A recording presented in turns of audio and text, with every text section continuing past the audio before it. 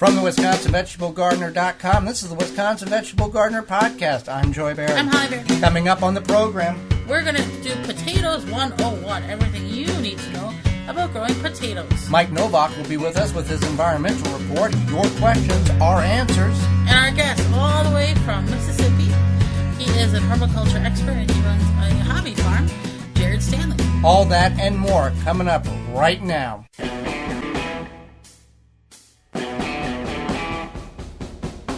The Wisconsin Vegetable Gardener Podcast is permeating into your ears with your host, Joey Barrett. And it could be the weeds. Some gardeners try to get all the weeds out of their garden. Other gardeners leave them in their garden. It's really a decision that you need to make. There's benefits to both sides of that. It's just something that you need to figure out what you want to do for your garden. And Holly Barrett. Canning is a science. When you're canning, you want to make sure you follow the directions, follow the recipe, don't cut corners, don't replace things. It's crucial to you, your health, and your family. They're professional gardeners with full-time jobs, and they're on the air now. Welcome to the Wisconsin Vegetable Gardener Podcast. Podcast for the health-conscious organic gardener worldwide. I'm Joy Barrett. I'm Holly Barrett. Behind the TWVG microphone here in southeast Wisconsin in the WI Garden Media Studios.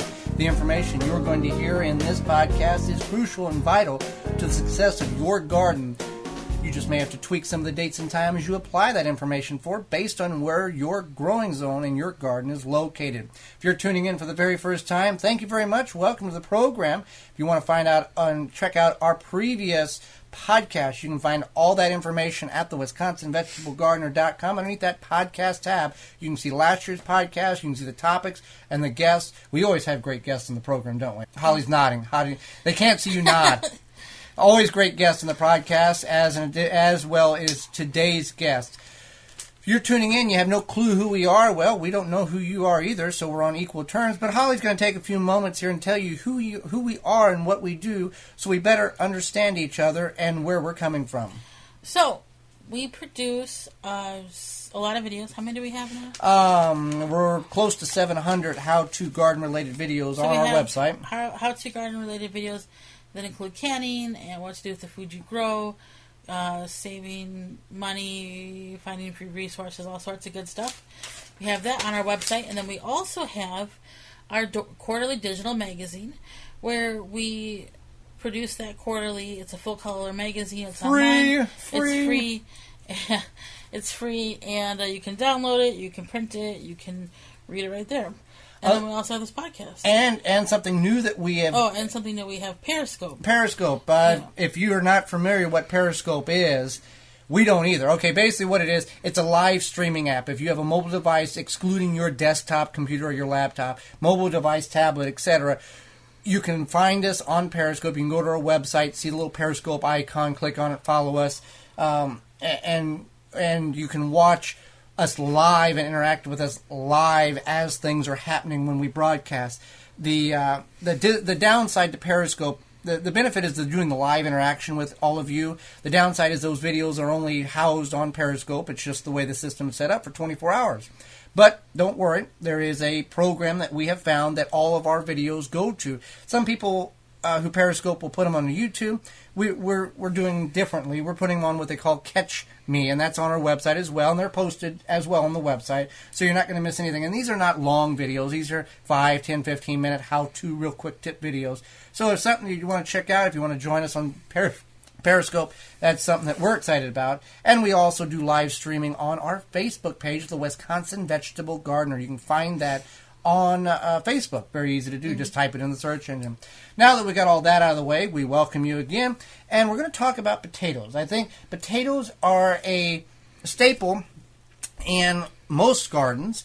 Now, in one of the Periscopes that I did not too long ago, I had 6 vegetables that everybody should grow, and I had potatoes in honorable mentions along with garlic. Mm-hmm. The reason why I had that was because if potatoes are one of those crops that it's very universal. You can grow it in ground, traditional ground garden, raised bed garden, and container gardening. But based on your soil density, consistency, and nutrients, the success that you may have versus your neighbors or the other side of your garden can be dramatic. Yeah. with that, and that's why I put an honorable mention, because it can be frustrating. Wonder what did I do wrong, and it could be you didn't loosen it. Well, we'll talk about all that, but that potatoes is something, and there's so many varieties of potatoes that you can pick from. Now you don't want to just go to your Mega Mart and buy some potatoes off the shelf and grow them. We've all heard this, that most big companies that deal with potatoes that sells to the grocery stores for consumption are sprayed with a chemical that prevents them from sprouting. If you go to a organic store where this is not the case, and you bring them home in about a week, if not less, you'll start to see eyes appear on these potatoes.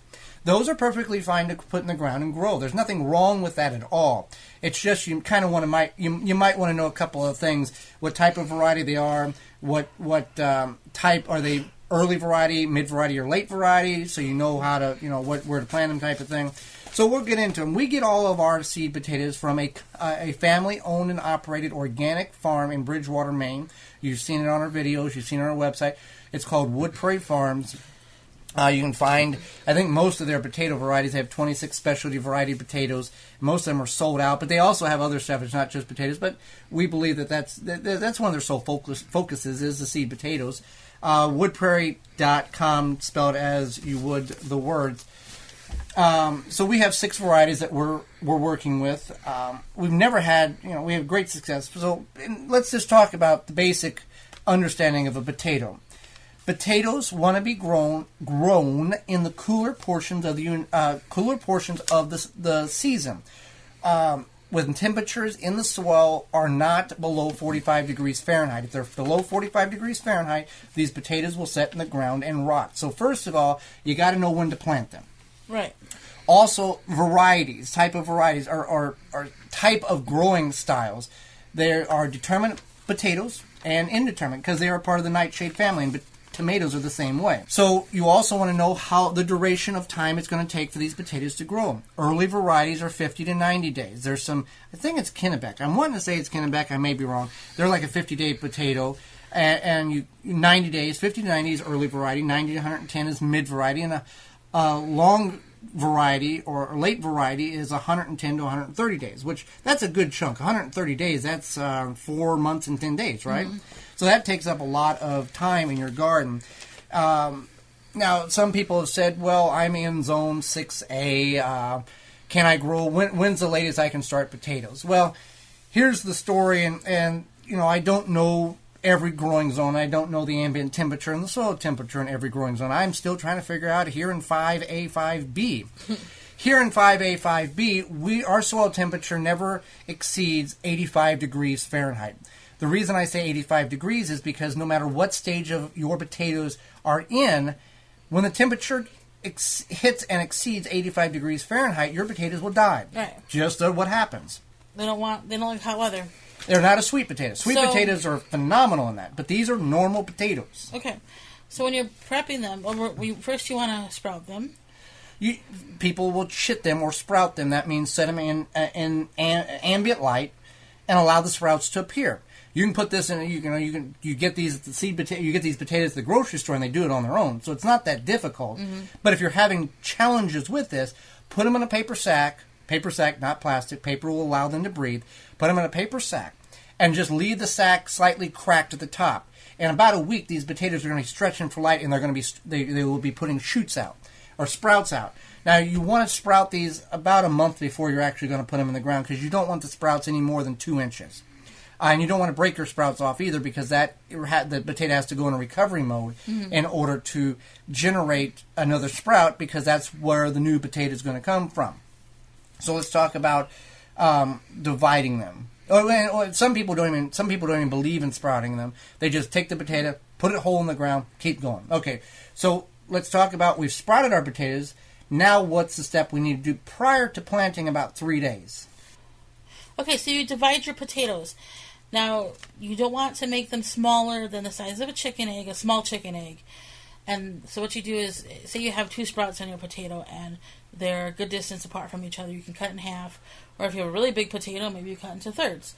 And then what you do is you do that a couple days before you're going to plant them, so they can callus over that fresh flesh will gain like a little scab over it, and then you can plant them. Now, when you plant them, you want to plant them with their sprouts up, facing up towards the sky, as best as possible. Obviously, for whatever reason you can't get it perfect, that's okay, but you want to give them a little encouragement there. Now, you can plant your seed potatoes without sprouts, but having the sprouts does give you a head start. Now, some people will take and cut their potatoes and put them in a powder, and I'm not going to quote what that powder is because I don't want to. I think I know what it is, but I'm not going to say it because I'm not 100% certain. We've never done anything like that, but we have allowed the potato to dry, like Holly talked about, so it doesn't. So it's a harder density, so insects don't get in there and just gouge all that flesh out. Now, a question that we had come across, and we're going to get to questions and answers in the next segment, but some of the questions that we had in regards to potatoes was, one, why do you divide them? One, for more potatoes. And the other question was, should I or can I soak my potato before I plant it? Well, I never heard that one. I told the individual no, and then he came back and said, well, I'm going to do it anyway. With further research, I was able to locate that in the olden days, people would soak their potatoes because the potatoes back then had a very dense, dry, hard skin on it because they would save them from year to year, like in the barn, and they didn't have proper storage temperature control, so these would be very dense potatoes. So they would soak them overnight in order to soften the skin, then they would plant them. So we don't need to soak the potatoes. The skins are very thin and fragile as is. Just divide them and you can put them in. If you're going to add any fertilizer, you want good compost, a little lighter on the nitrogen, if anything. If you're going to add any fertilizer at all, a phosphorus fertilizer is best because that's going to encourage good root development, and roots is what you need for potatoes. They'll also produce good flowers as well. And now the depth of planting. As I talked about earlier, potatoes come in two varieties, determinate and indeterminate. Based on the variety of potato you have, some potatoes will actually put sprouts on up the stem as you heal it. You'll see these articles on Facebook and other social media sites. Build a 4x4 box and get 100 pounds of tomatoes in 4 foot by 4 foot area. I've never seen any successful results in this, possibly because they were using the wrong variety of potatoes. And other potatoes will, let's say, and I'm picking a number here. Well, you'll plant them and you'll heal them up, and they'll only produce potatoes in a root zone of 4 to 6 inches, 4 to 6 inches height. They're not going to put potatoes on any more up the stem. So you're wasting a lot of time and soil. So you need to kind of do research on the type of potatoes you have, on how best to grow them. You can dig a trench if you haven't opened a lot of soil left. If you're in a container, I would go ahead and just bury them deep and then put soil around them and work the way up the container based on the type of potato you have. You can heal them. Let's talk a little bit about, before we get into the end of the segment and get into Mike Nobach's environmental report, let's talk about planting real quick here. So planting, you want to space the rows a foot apart, and you want to space each potato in that row about a foot apart also. You want to plant them 1 to 3 inch deep below the soil, and then as they grow, then you'll heal them up. Now, if you're in limited, like a container, you can go ahead and just put them in the bottom, put some soil in the bottom of the container, and then fill it up as it grows. Anything else there? For planting? Yes. That's pretty much it. Now, we can talk about not finding them, but when they harvest. Let's talk about a little bit about harvest and storage right now before we close out the segment. So you know your potatoes are ready to harvest when the plants are dying back. The top plants are dying back. They'll turn yellow, brown, what have you, and die back. And then you're ready to go ahead and harvest them. When you harvest the potatoes, you want to use like a garden tine or a garden fork, because if you use a shovel, you have a larger... You're going to cut a lot of potatoes. Yeah, you have larger odds of cutting them. Not necessarily. Maybe... I don't know. I always cut potatoes when I had a shovel. I didn't cut very many with a fork. Maybe you're an old pro. Okay. But, I mean, not you, but, I mean, maybe we have old pros listening. So that's pretty much it. Then you pick them out of the garden, you throw the top plants away, because it is... I think it's poisonous, isn't it? Poisonous, yes. It's non-edible. If you see... and then you harvest them, and how do you store them? Well, we leave the dirt on ours because it keeps it like as a little, I don't know, barrier, I guess, against the air and rot, whatever causes rot, air and sunshine, pretty much. Moisture. So yeah, that's how we store them. And you got cool, dark, dry place is good. Some people put their potatoes in the fridge. Whatever you like to do, that's how you can store them. And then you're pretty much done. And if you're a root cellar, you could do that too. Real quickly, on the potatoes as they grow, based on the variety, you may see little balls or little tomato-like fruit on it. That is poisonous. Do not eat that. That is a true seed potato, and it can be with some work. You can grow an actual plant from that, but again, it is recommended to grow them from the cuttings of the roots of the tubers from the seed potato. But that's what that item is. And most animals will not eat those because they know it is poisonous. So with that being said, if you got any more questions in regard to potatoes and how to grow them, you can find the question button on our website, thewisconsinvegetablegardener.com, and you can send us a question. We'll be right back with the Environmental Report with Mike Novak. What you feed your plants and soil matters. Tomatoes should be big and juicy, but not at the soil's expense. Age-olds grow, bloom, kelp, and fish and seaweed, reliable fertilizers, gardens by supplying the plants and the soil with fast-acting nutrients and natural ingredients to create delicious plants and healthy soil. If you desire juicy tomatoes and healthy soil to grow them in, visit ageold.com for more information on Age Old and our suppliers. Do you want your next raised beds to be easy, functional, and beautiful? The Embrace helps you create the garden you've always wanted. Finally, raised beds that everyone can assemble and enjoy. No tools needed. Just slide any lumber into the Embrace corner, fill with your favorite soil mix, and you're ready to plant. Made from 100% recycled steel right here in the USA. And a portion of every sale helps to build school and community gardens all across the country. Let the Embrace help you create your next raised bed. Grow beautifully with the Embrace. Available at local garden centers and online at artofthegarden.net. Looking for a fast-acting, non-toxic weed killer for your organic garden? One that works in cool and cloudy conditions as low as 40 degrees and is highly biodegradable with visible results in less than 2 hours? Then look no more. Avenger Weed Killer has it all and more. Made from oranges, Avenger is highly effective, easy to use, and has a pleasant citrus aroma. It is OMRI listed and approved for organic gardeners under the USDA's National Organic Program. Avenger Weed Killer is the choice for organic gardeners and homeowners who are looking for an effective, safe way to control unwanted weeds. Available in ready-to-use sprays and concentrate, ask your local lawn and garden supplier for Avenger Weed Killer. For more information and a list of suppliers, visit AvengerOrganics.com. Avenger Weed Killer, eco-friendly, deadly to weeds. Now back to two gardeners that understand where you're coming from. Are you a lazy gardener? It's okay if you're a lazy gardener. Joey and Holly Bear. Welcome back to the program. If you want to check out our sponsors, you can visit our website, thewisconsinvegetablegardener.com. You just click on the podcast tab. Support them because they support us. Those links will also be in the show notes below. Well, each show we are very excited to have Mike Novak come on with his environmental report. Congratulations, Mike, on your new radio show in Chicago. Q4radio.com, I think, or .org. He'll tell you about that. He's going to do a follow-up on a previous segment in regards to seed libraries, a happy ending there, as well as politics and the environment. Here's Mike Novak. And now to a man who's not afraid to tell you what you need to do to keep the planet he lives on clean. Take your food scraps out to your compost pile. Screw in a compact fluorescent light bulb. Turn on a window fan instead of an air conditioner. Low flow, baby. Shower heads and toilets. Take one napkin at Starbucks instead of 6. Mike Novak.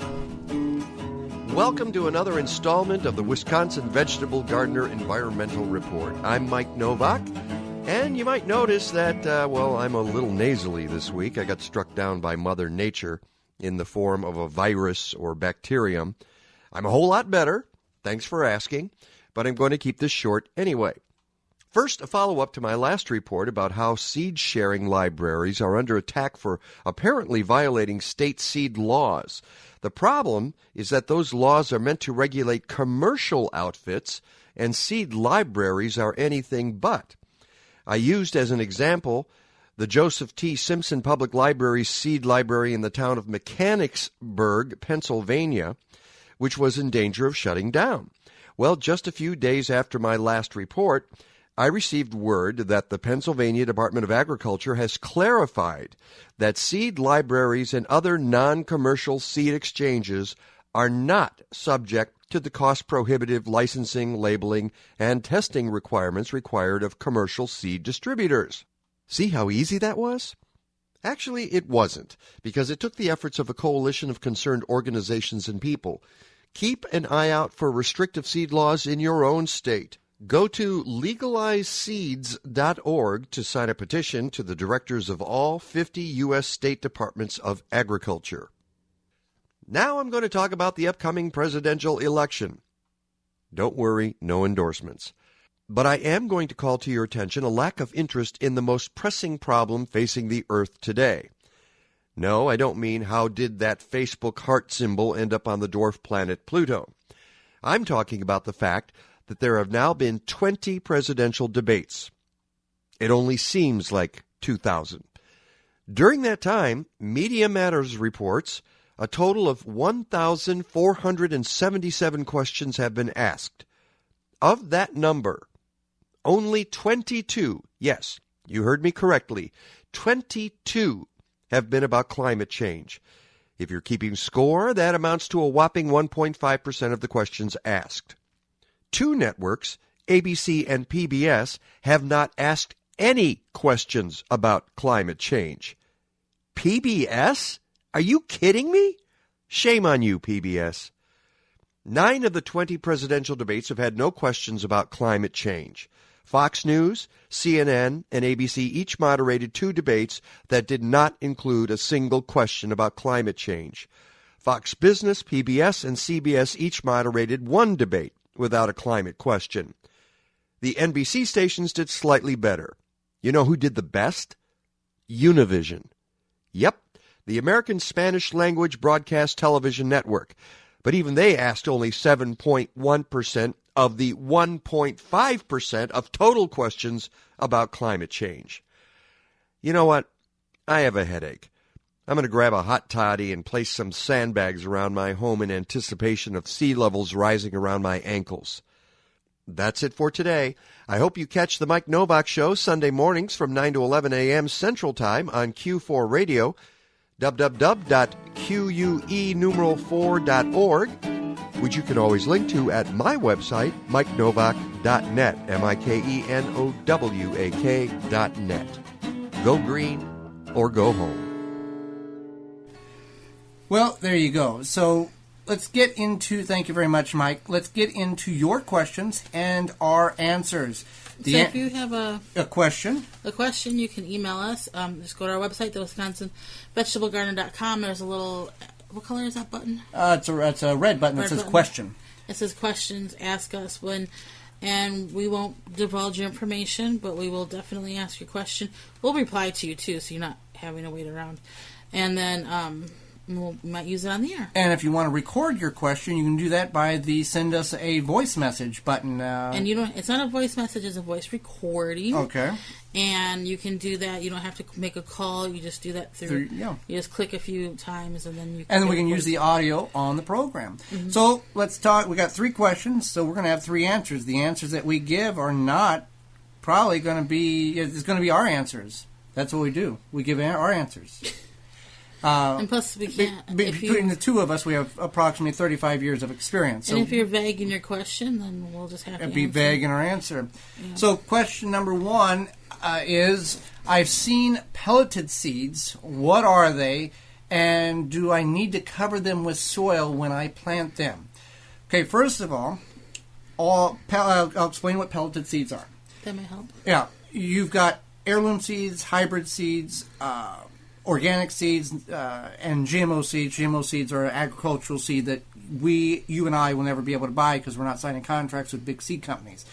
Pelleted seeds are a new thing that's on the market here that are designed for two primary reasons. Pelleted seeds are coated with a clay-like substance or material, sometimes organic, sometimes not, but it is designed for two specific reasons. One, to be more unified in the seed in order to go through a seeder, and two, in order for you to handle the seed easier for small seeds such as carrot, celery, and lettuce seeds. Pelleted seeds are primed seeds, which means they put them in water and get them primed until the seed coating is about ready to pop. They remove the seed, dry it out, put the coating around it, and sell it to you. What this does is, as soon as moisture hits the seed, it will increase the speed of germination. The down part about this is those seeds are only good for the year you bought them for. Because they've primed them, they are no longer viable after 1 year, because they put them in water, soaked them, pulled them out, dried them, coated them with this clay material, and then you grab them, put them in your garden and grow them, and they sprout very quickly. So these seeds are ready to pop at any moment, and they only got a shelf life of 1 year. So for the money that you're going to spend, unless you're going to plant everything in the seed package, because you've got a cedar or a large garden, this is not the type of seed I would recommend for you. I would recommend just the small seeds, sprinkle them, and thin them out. Okay. Also, the pelleted seeds. You'll also see some seed companies have pelleted seeds in neon colors, which are more easier to see. And when you're spacing them, you can see a white or a hot pink or a neon green color in the soil. But again, these seeds are not good for more than 1 year, so keep that in mind. What's our next question? Okay, so we have so this is a question about rodents. How to keep rodents away from raised beds. And if I remember right, they were digging. They were digging under the beds, and burrowing up into the soil in the grow medium. Now, it depends on, one, where you live, because they make devices. Some companies make devices that go bang and take care of animals that are annoying. But if you're in an area where you can't use a tool that goes bang and take care of an animal, or you choose not to, there are some other methods to do this. There are scent repellents. They are not a sponsor in the program, but Cedar Creek Organics has a line of products that is a scent repellent that will stay fragrant for up to 6 months based on what type of device you purchase from them, whether it's bulk or bag. You can also take, it really depends on if you can pre-make your beds. If you haven't made your raised beds yet, and you know you're going to have a gopher problem, there is what they call hardware cloth or gopher wire that you put underneath the bed to prevent the rodents from chewing and crawling up under. It's a metal that will prevent them from burrowing up into your beds. If the beds have already been created and you are in an area, or you choose not to use a device that goes bang to get rid of them, you can trap them.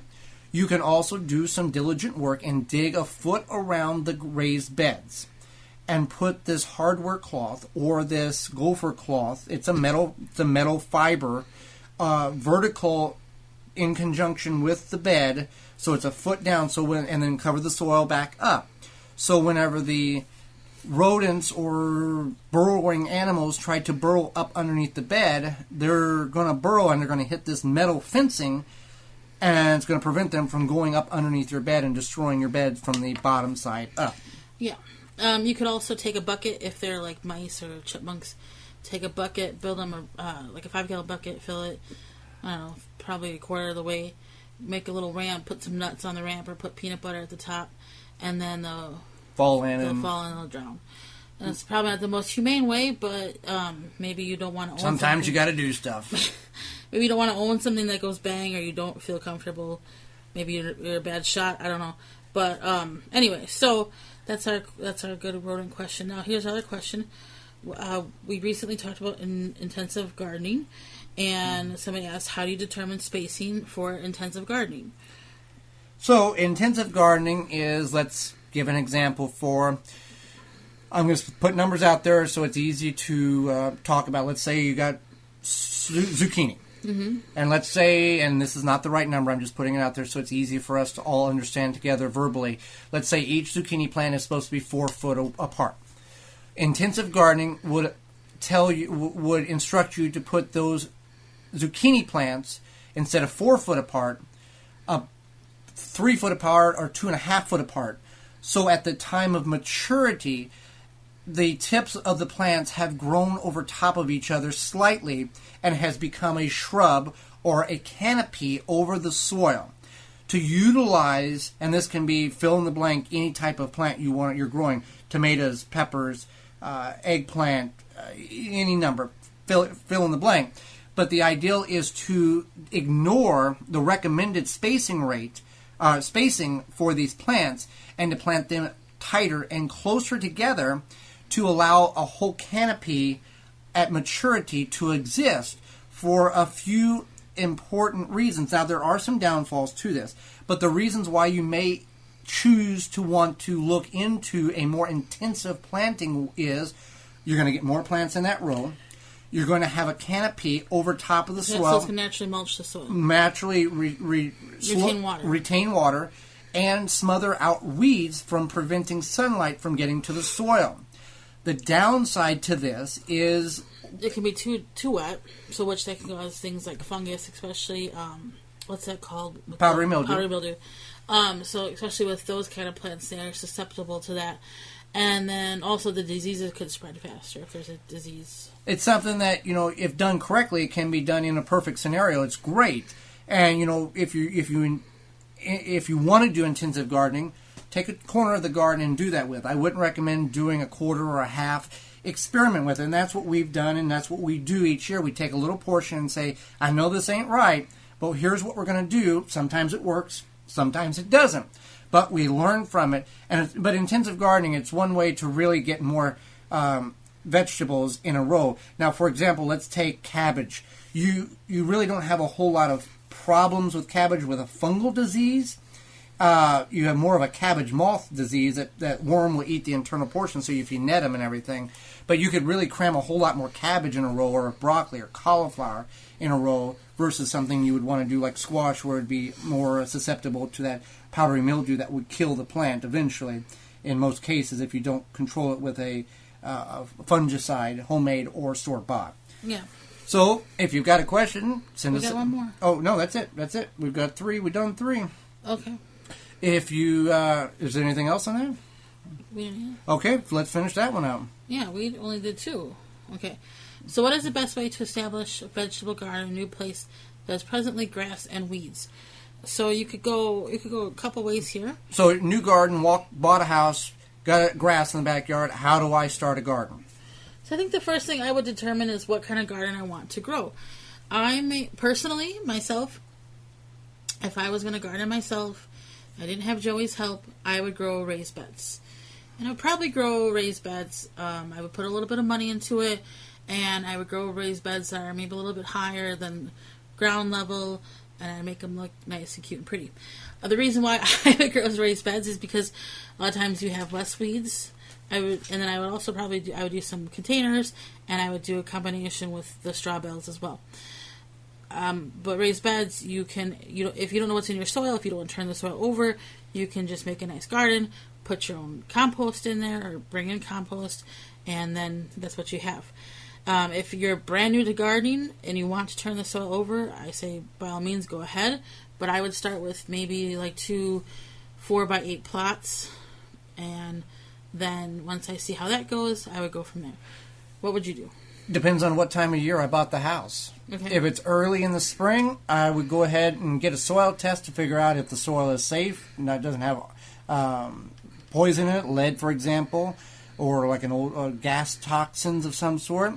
Then I would go ahead and dig the soil up. If I bought the house in mid-July, early June, I would get some compost, make some raised beds, put a weed barrier, which would be 2 or 3 layers of cardboard on top of the soil, and that would smother out the weeds.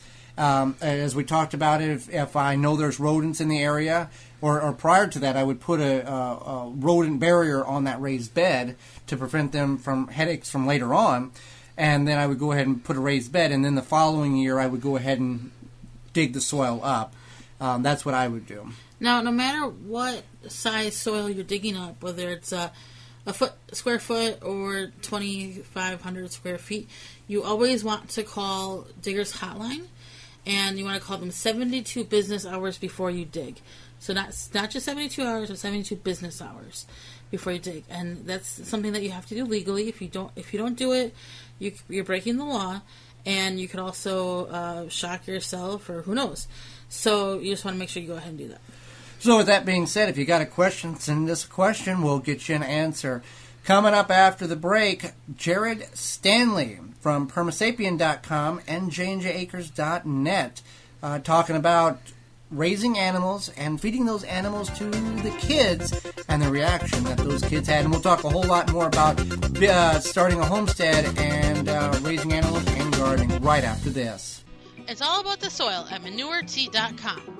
With their grass-fed, antibiotic, and growth hormone-free cattle and horses, owner Annie Haven puts the quality in her premium soil conditioner. 100% organic and natural, whether feeding your flowers or veggies, indoors or out, you can grow organically with confidence. To purchase authentic Haven brand Manure Tea, small orders or large, go to ManureT.com. Always free shipping. If you could double the life of your raised bed boxes by sealing the wood with a non-toxic wood preservative, would you? Well, now you can with a clear, penetrating product called Internal Wood Stabilizer. It's 100% non-toxic and easy to apply. Seal your bare, untreated wood surfaces, even chicken coops, by spraying Internal Wood Stabilizer. It's invisible, seals the wood from the inside out, and never wears off. Recommended by organic gardening experts. Internal Wood Stabilizer. Check it out at timberprocoatings.com. A gardener knows that the key to a good plant is its roots. With poor roots, the end result is not good. Conventional pots and trays cause roots to wrap around and become root-bound. Then you try to unwrap the roots at the time of planting, hoping not to break them. But never again with the Root Maker, a non-chemical innovation that naturally air prunes roots to create more vigorous roots. Never a root-bound plant again. Whether trees, flowers, or edibles, home garden or commercial grower, more roots means healthier, more productive plants. To get your own, visit rootmaker.com. This is Jeff Radke from the Lost Skills Podcast. You can listen to me at lostskillspodcast.com. Now back to the Wisconsin Vegetable Gardener Podcast with Holly and Joey Baird. We want to welcome you back to the program. Feel free to check out our sponsors on the podcast tab on our website at thewisconsinvegetablegardener.com. Support them because they support us. Well, let's go to the TWVG hotline and bring in our next guest. Let's go down to Mississippi, where our next guest is the host of J&J Acres on YouTube, as well as the website under the same name, and YouTube channel Permasapien, and the website under that same name. We're going to figure out what that word means in just a moment. And Jared has a large family and a small homestead, and he takes us on his journey through gardening, maintaining livestock, and taking care of the land, and letting the land give to him what the land will offer him and his family. Welcome to the Wisconsin Vegetable Gardener Podcast, Mr. Jared Stanley. Well, thank you very much. I appreciate you guys having me on. So let's start with this, Jared. Many people aspire to have a homestead, much like yours, large or small, and they have children. You have 5 children of your own, and you have livestock. How, and let's not talk about what you should do or shouldn't do, but how did you address to your children that, yes, these are animals, these are cute, they're fun, they're fun to play with, but essentially this is food, and this is what we're going to eat? And how did that conversation go down, and how did the children accept this information? Well, you're absolutely right. I cannot tell anybody how they should do it because every child and every family is different. So the way it went down for us might not be the same way it goes for you. It might not be the right way for you to bring it up with your family, but maybe it gives you some ideas. So for us, the way that we handled it is we sort of played off of the children. We were surprised that one day when we were cooking dinner, the children just asked us, where did the vegetables come from? Where did the meat come from? And when they found out we had bought them from the store, they literally sighed, like, oh, they were disappointed that it didn't come from the farm. And so then one day, months later, we had some chicken with dinner, and it was a chicken off of the property, and the children actually cheered. They were excited that it came from the property. Or when we had steamed carrots one day, and it was carrots off of our property, they were excited about it. Excuse me. And the way we decided to manage that, because on the other hand, we do have livestock that is part of our breeding stock. They become pets that stay around for a long time, if you will. You get to know them a bit more. It's not part of our consumption. And so kind of our general rule, what we've accepted on the property, and the kids have really taken to it, is if we name an animal, if we give an animal a name, like you would call a dog Fido or whatever else, the named animal will never go on the dinner table. And so that helps with things like if we have a rabbit for dinner, they know it's not going to be Rose or Orange or Blueberry, which are the names of our rabbits. They know it's not those rabbits. They know it's one of the ones that was always going to be dinner, and so they don't have to have that concern. Which was another thing that we took a cue off the children. One of the younger ones asked one day whether or not that was Blueberry we were eating for dinner, and we said, "Oh no, sweetheart, no, we're not going to eat Blueberry." And it was from that moment on we decided any animal with a name will not go on the dinner table. So if we had an animal pass away that was named, we would give it a burial. We'd take it out in the property or use it somewhere else where it can go back to nature the way it would always be, and not put it on the table in front of the kids. Great. That's, I think, a really good idea. Now, your website is permasapien.com. What's on the website, and what's the idea behind it? So, a year or so ago, I decided that I wanted to be certified in what's known as permaculture. And I'm sure most of your listeners have heard the word. Maybe they don't feel like they have a full understanding of what permaculture really is, but they have an awareness that there is a type of system out there that's called permaculture. And I sort of found my way into permaculture. Just one thing led to another, and eventually I heard this word permaculture, and I started studying about it, and I said, I want to take a full course and be certified as a permaculture designer. And so that's what I did. And then part of being a certified designer and having a homestead was to think about how I could perhaps have a business side to the permaculture and not just rely on things like producing eggs and vegetables and things like that from the homestead, but also be available as an instructor and as a consultant through my permaculture certifications. But I wanted to keep the two separate. By that time, I already had a pretty good following on YouTube. People were used to following us around and just seeing what we were doing on the homestead in general. And I didn't want to completely change things and say, we're going to a 100% permaculture all the time kind of channel. And so I decided to split the thing and say, we're going to keep our homestead information over here, but if it's strictly permaculture related, or if you want to contact me about permaculture related things, then let's do that over here at Permasapien. So Permasapien is a funny little word coined by myself, and it is built off of the same concept that the word permaculture is built on. Very quickly, permaculture is a combination of the words permanent and agriculture. So we want permanent agriculture rather than the year in and year out cycle that we're kind of in right now with conventional farming. We want to look for a permanent solution, permanent agriculture.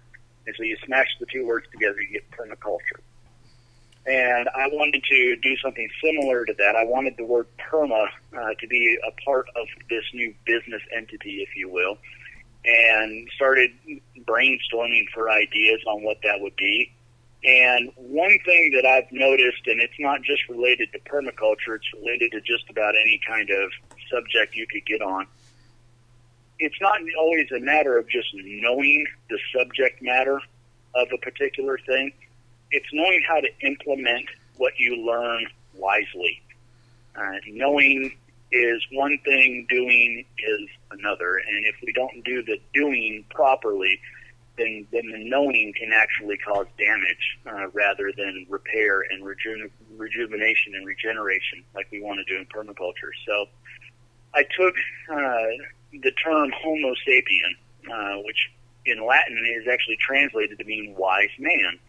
And I thought, well, this is pretty good. In permaculture, we talk a lot about how mankind interacts with nature and our impact on nature and how we can be a part of the system and not be something that's damaging the system. And I thought, well, this is a pretty good mix. We'll take wise man and match him up with permaculture. And so I smashed permaculture and Homo sapien together and came together with Perma sapien. So the idea behind the name Perma sapien isn't just to use permaculture, but to use permaculture wisely. Well, let's talk about a little bit about using permaculture wisely. For people who have a lot of land, or for that matter, a minimal amount of land, we want to be stewards of the land and let the land give to us instead of just keep take. You did this on your property. You watched where the water was running, and you created what was called swells. Now, explain what swells are, and then you also had a problem with the swells that you're going to have to kind of redo them. So the easiest way to explain a swale is for someone to imagine a ditch.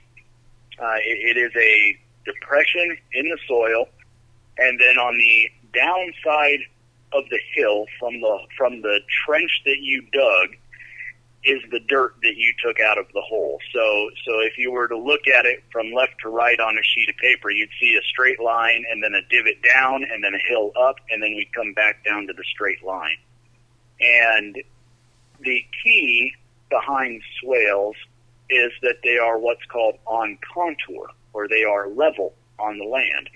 So even though your land may sway around, have rolling hills and things like this, the swales are always on level. So if you were to fill them with water, one side of the swale would be level with the other side of the swale. And there's a lot of benefits and reasons behind doing it. There can be swales with very minimal grades. I'm talking like 1% grades, so that we can slowly let water off on one particular side and things like this. There's a large number of reasons for why you would do swales. There's also some reasons why swales would be inappropriate on a certain property. Most of what we're trying to do here is get water back down into the soil. Rather than letting, in my area, I've got 55 inches of rainfall a year, which sounds like a lot, but it all comes at one time. We have plenty of drought times as well, and we want to get that water into the soil where we can keep it around longer, rather than letting it run off the surface and go into the rivers and not be able to reclaim it on our property again. So what I decided to do is, in our front yard, we had a small area where I wanted to put in a couple very small swales. Swales can be very small, and they can also be extremely large. I'm talking, we can have swales that are, 6 inches in width and depth, and we can have swales that are 20 feet in width and, 4 or 5 feet in depth, and they can get very big. Just depends on, like you were saying before, the acreage and the use for it, whatever the actual purpose of having them there is. So I put in these swales. They basically, my measuring was the width of my shovel. So they were basically 1 foot wide for the ditch, and then, of course, another 1 foot wide for the hill or the berm that's on the downside hill of the ditch, and about the same depth, one shovel deep. And all I was trying to do was retain some water so that I could grow some dwarf fruit trees in this area. The problem that I ran into that you alluded to is that in my effort to try to maximize my soil, I had put in a whole bunch of compost. I had put in a whole bunch of annual clovers because they were going to fix nitrogen more quickly than perennials at the time. so I could get some plantings in there more quickly. As I did that, I neglected to take first, almost rule number one, if you will, in permaculture, was to take a better observation of what was around me. If I had taken a better observation, I would have realized that I had a very invasive type of grass called Kogan grass. And so with this new fertility found in the soil, this already invasive grass just took off. And as soon as my annual clover died and the sunlight got down into that, down to that soil, the Kogan grass just completely sprouted up. And now I am suffering with a situation where my swales are completely covered in Kogan grass. I've got it basically choking out fruit trees. And I'm going to have to go back and try to find some ways to combat that issue because I didn't observe properly in the first place. So we got a lot of ideas that we're trying. People can go to the YouTube channel if they want to get into the gory details. We've already got one trial underway, and I think we're going to move over to the next trial here pretty shortly. So if they're interested in that, please come join us. Great. So you went through the Master Gardener program, and you had some idea of what you were going to learn and what it would be like, but you were also surprised by some things about what you had learned. What are some of the surprising things that you had learned? Well, when you go to the Master Gardener program and you start talking to other gardeners about that you're going to go through the Master Gardener program, you start to be cautioned that it's more of a sales pitch than it is a learning experience, that you're going to be required to talk to people about specific products, just to and not be too blunt, but also not beat around the bush, that you're going to have to recommend chemicals, commercially made chemicals to combat issues where somebody, from my line of thinking, would rather encourage somebody to investigate ways to let nature help correct the problem. What I ended up discovering and actually going through the course is that, yes, there were certain places where they took the effort to tell you about what chemicals could you be used to combat a particular disease or a pest.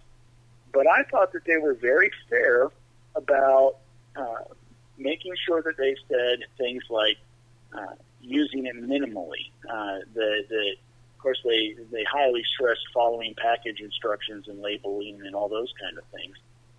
But they did a good job balancing that it wasn't something to go to first. It was a last resort, and that when you do go to it, it needs to be treated very tenderly. And mentioning that they said it doesn't come first, what really surprised me is every topic that we went into throughout the Master Gardening program here in Mississippi, they specifically addressed the organic methods first. The first thing we started talking about in soil health wasn't about how to calculate petrochemicals going into the soil. It was how to build organic matter into the soil. And we spent a good bit of time on that. And then it was, okay, and if we need to supplement, then here's how we supplement, and here's the dangers of supplementing, and a lot of good information like that. So that's what surprised me. I went in there because of what other people had told me, expecting that I was going to get the big agri-commercial, actual commercial on why you should use our products. And instead what I got was, here's how we do things organically, here's how we can use products, but here's the concerns of using products. So let's, if we use products, do them in a very specialized way. Now, I want to bring up, I want to ask you about, your experiences with livestock. A lot of people, as we talked about a little earlier, that people want to have a homestead, they want to have livestock. You have rabbits, ducks, goats, horse, pigs, bees. Out of all of those animals, what has been the hardest or most labor-intensive animal to raise? And do you ever wish that maybe if you knew now what you wish you would have known then, you wouldn't have raised this certain particular animal? Or has it just been a very great learning experience across the board? Well, I think it has been a good learning experience across the board. There's certainly been times where I had enough frustration where I said, "Oh, why did we ever get into goats?" You know, about the fourth time they break out of an enclosure, you start to wonder, why did I ever get into goats? But then once you have found a containment system that works and things hit a flow, and then eventually you have fresh goat milk every day, you start to appreciate having gone through the trials so that you could reap the reward. And I think that follows true for all of the animals in one way or another, but probably because of quantity and not because of the animal in itself, you know, the species or the breed or anything like that, but just by sheer quantity, the ducks are a very overwhelming thing for us. And we have 2 goats. We have 3 American guinea hog pigs. We've got 1 beehive right now. Those are all very low quantities, but when you start talking about having 200 ducks hatch on your property in one season, or then at the end of the season you talk about processing 100 of those ducks to go into a freezer, just by the numbers it becomes very overwhelming. And more so because homesteading for me is still an ambition. I think most people are perfectly aware that I don't stay home. My homestead is not my job yet. I have a 9 to 5 away from the property, and when I come home at night before the sun happens to go down on the weekend, if the weather happens to cooperate, I get to do these things that I enjoy so much. And so, because my daytime hours are limited because of my career, it becomes even more burdensome to say, okay, when are we going to butcher these 100 ducks? Let's do it this weekend. And then by the time the weekend comes, you have thunderstorms, and it's like, okay, now what are we going to do? You know, so you got to buy feed for yet another week to keep up with all the poultry, and it just drags on sometimes. And so that can be a little bit wearing. But I wouldn't go back. What we do instead is take lessons learned. We've learned that our property, we have about 7 acres, is not suitable for us to raise out 100 ducks at one time. It might be. There are ways that we can improve on the property, things like installing a pond so that the ducks aren't reliant on little tiny ponds that we build, or kiddie pools and things like that, but can have a more natural environment, more pasture for them to be able to find insects and seeds and things like that. Then maybe we can get the property to a point where we can annually pump out that amount of meat in ducks. But right now, we're not to that point. And so we've learned that lesson, and that means that this year we're taking less ducks through winter. We're being more cautious about our breeding program for them in this year, 2016, and being more responsive to people who ask to purchase ducklings. We were a little conservative in 2015. We told some people, no, we're reserving these ducks for our own use. And then later, we ended up having even more hatchings, and so we had more ducks than we expected. It was not our intention to have 100 ducks for us to have the process. So we'd probably be a little more giving when it comes time to letting the ducklings off the property, knowing that we can always hatch out some more if we need to. Great. Now we will end with this. As a father of a large family on a small homestead, what do you hope your children will take away from being raised on a homestead? Well, I think that there's always something in a parent that wants a child to follow in their footsteps, no matter what their career field might be. So, a part of me would like to see 1 of 5. I think that's pretty reasonable odds. 1 of 5 to decide, I like this kind of lifestyle. I'm going to get away from all of the hustle bustle of the world, and I'm going to find a piece of land that I can pay off very quickly, build my own home, and make it sustainable, and live on renewable energy, and provide my own food, and make my own money so that for the necessities of things that I can't barter for and things like that, and not have to be stuck in a system where every 2 weeks I have to get a paycheck or I starve. And if that message can be seen by one of the children, then I'll be very excited. as it stands, we have, of course, all the kids are very, very young still. Our oldest is just about to turn 13. All of them have some sort of interest in the farm. Some of them flat out say, when I grow up, I'm going to have a farm and I want to be a cook. You know, they want to grow the food that they then cook in their own restaurant and provide to people, which is certainly something that is done. So they've got some pretty good ambitions. But if anything else, even if the grand the design doesn't happen and one of the children don't decide to live a very strictly self-sustaining lifestyle, I hope, if nothing else, they've learned a lot of life experiences from having to be responsible for caring for creatures and being in awe, watching plants grow from a seed and feeling the satisfaction of taking care of the soil, planting the seed, taking care of the plant, and then getting to cook or eat the plant one way or the other. And just that full cycle, I think, is a very rewarding thing, and I hope that it's something that sticks with them for the rest of their lives. Absolutely. Jared, we greatly appreciate you taking time out of your day to join us today. For those who want to venture over and see all your journeys on YouTube and your websites, what's the location that is best for them to journey to? For YouTube, you can go directly to youtube.com/J&J Acres. That's spelled out JANDJ Acres. And the website is the same, jandjacres.net. And we will have all of those links in the show notes below. Again, Jared, thank you very much for joining us on the program. We greatly appreciate sharing your knowledge with us as well as our listeners. You're very welcome. Thank you again for having me. And we'll be right back after this.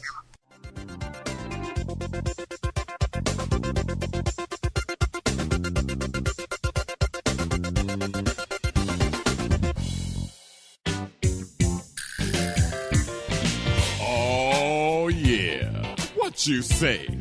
You say Nasala Kombucha. It'll put some glide in your stride and some pep in your step. Nasala Kombucha. Yeah. Nasala Kombucha makes your body happy. Nasala Kombucha makes your body smile.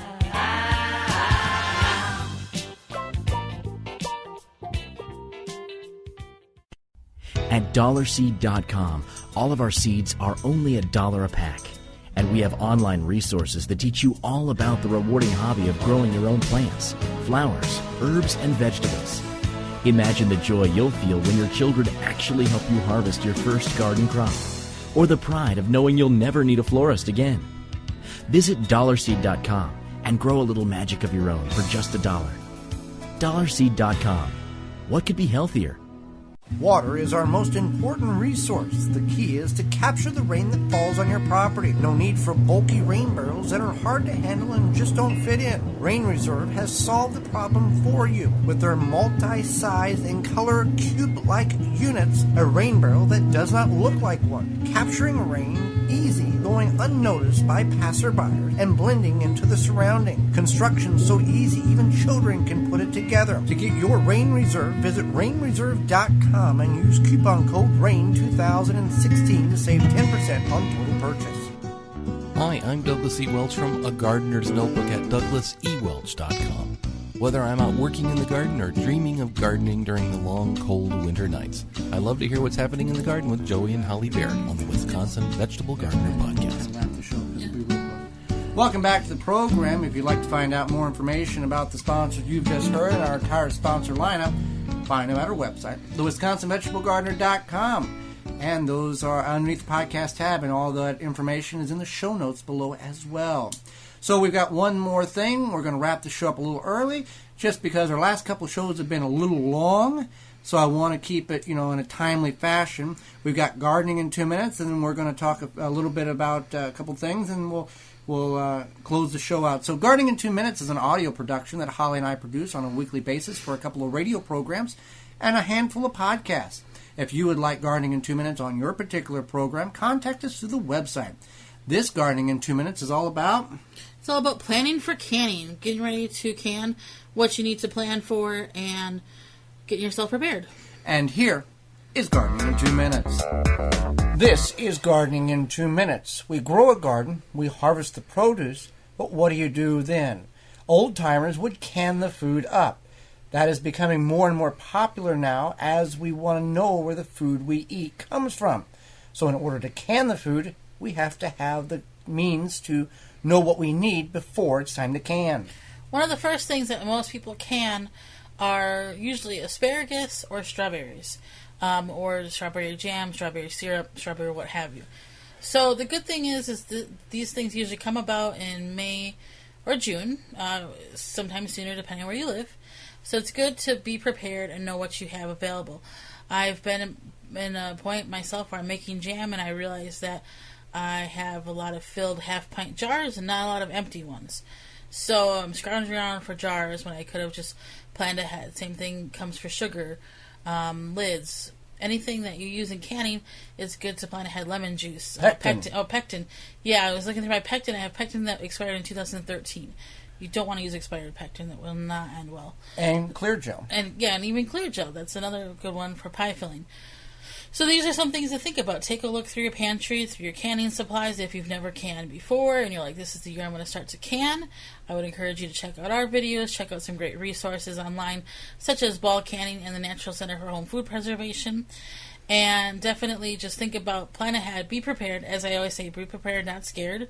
And you can come up with a lot of stuff, and you can be ready, and you can can a lot of yummy stuff from your garden. Spend a little money now so you have everything you need, rather than going to the store and possibly losing that batch that you have worked hard to try to can. For more information on canning, our weekly video productions, as well as our free downloadable digital quarterly magazines, you can find all that information at the WisconsinVegetableGardener.com. For the health-conscious organic gardener worldwide. For Gardening in 2 Minutes, I'm Joy Baird. I'm Holly Baird.